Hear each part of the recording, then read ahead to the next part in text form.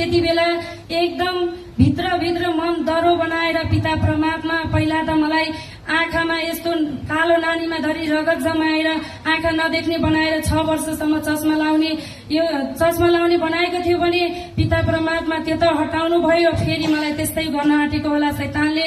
पिता यो त हटाउनुहोस् है, पिता संसारीको छेउमा लाजमा नपार्नुहोस् भने प्रार्थना गरे, मनमा नै अन्य भाषा गरे।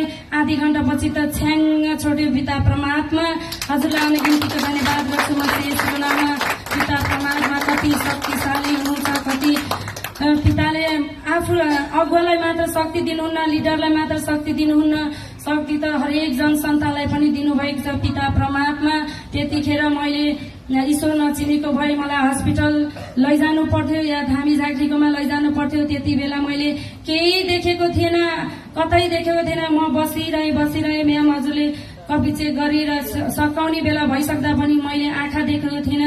परमात्मालाई पुकार्दा पिता हजुरले त्यतिखेर नै त्यहाँ आँखा देख्न सक्ने बनाउनु भयो। पितालाई धन्यवाद गर्छु म यसको नाममा।